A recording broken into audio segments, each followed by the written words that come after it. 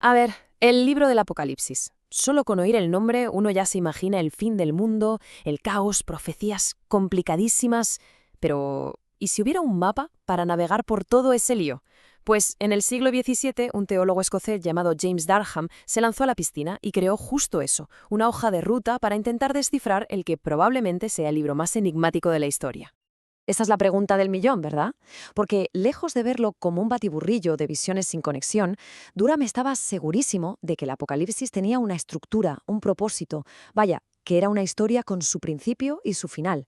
Así que vamos a sumergirnos en su interpretación, que es fascinante, y a ver si de verdad se le puede encontrar un orden a todo este aparente caos. Bueno, para entender cómo pensaba, vamos a seguir el mapa que él mismo dibujó. Primero, veremos su idea principal, el libro como una especie de hoja de ruta profética. Luego nos meteremos en los tres grandes actos del drama, los sellos, las trompetas y las copas. Y al final veremos por qué todo esto no era un simple juego intelectual, sino algo crucial en su momento. Venga, empezamos. Para James Durham, la primera pieza del puzzle, la clave de todo, es entender que el Apocalipsis no es un libro sobre el caos, es una epístola, o sea, una carta, con un objetivo y una estructura muy claros. Durham lo divide en dos partes, así de sencillo. La primera es como una foto del momento, ¿vale? Un diagnóstico de cómo estaban las 7 iglesias justo en ese preciso instante de la historia.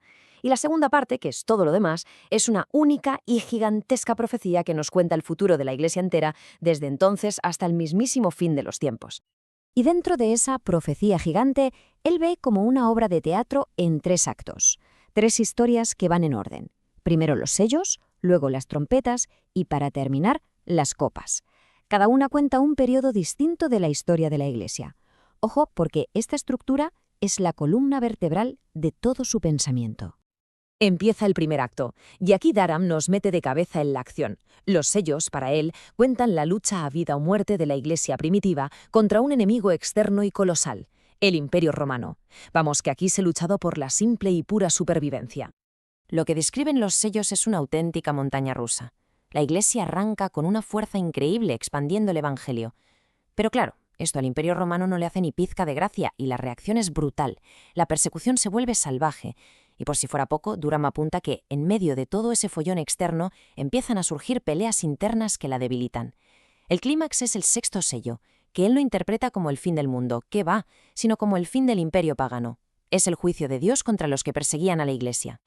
Y aquí atención, porque viene un giro de guión fundamental. Una vez que la amenaza de fuera desaparece, Durham dice que el Apocalipsis nos muestra otro tipo de guerra. La batalla ya no se libra en el exterior, sino que se traslada adentro, al corazón mismo de la Iglesia.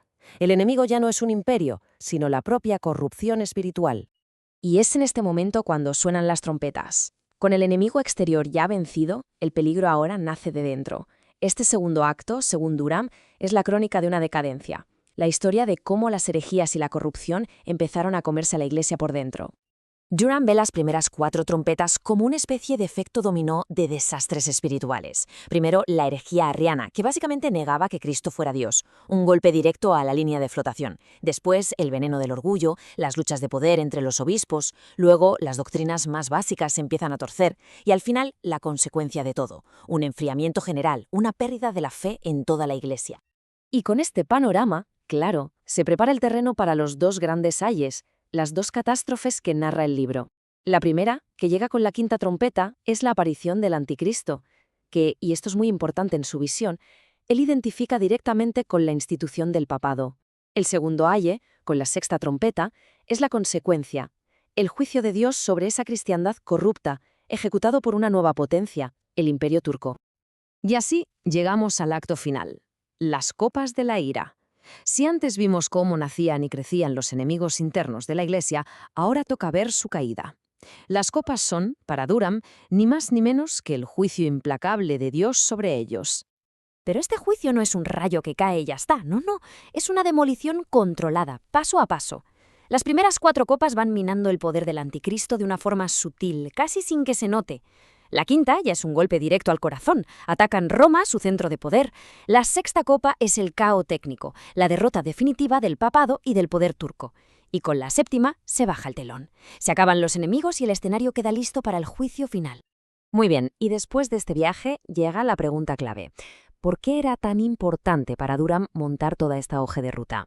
Pues la respuesta es que estaba luchando contra otras interpretaciones que, en su opinión, le quitaban toda la importancia al libro, lo convertían en algo irrelevante para su presente y para el futuro. Y esta tabla lo deja clarísimo. Durham se enfrentaba a gente muy importante, como Grocio o Hammond, y es que el contraste es brutal. Mientras Durham veía el Apocalipsis como un mapa para toda la historia de la Iglesia, los otros lo veían como un asunto del pasado, algo sobre la antigua Roma. Mientras Durham se centraba en la Iglesia, los otros en temas de los judíos y los romanos. Y el anticristo, bueno, para Durham era central y para los otros ni existía. Vamos, que no se parecían en nada. Derham, como se ve en la cita, no se andaba con chiquitas. Él creía que estas otras interpretaciones no eran solo un error académico, sino que, intencionadamente o no, estaban despistando a los creyentes. Les estaban quitando el verdadero significado y consuelo que el Apocalipsis podía ofrecer a la Iglesia a lo largo de los siglos. Al final, la interpretación de Durham nos obliga a hacernos una pregunta fundamental. ¿Qué es realmente el Apocalipsis? ¿Es un libro de historia que cuenta cosas que ya pasaron? ¿Es una bola de cristal que nos predice un futuro lejano?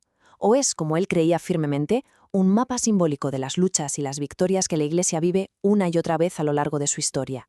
Una pregunta que, varios siglos después, sigue igual de abierta y desafiante que siempre.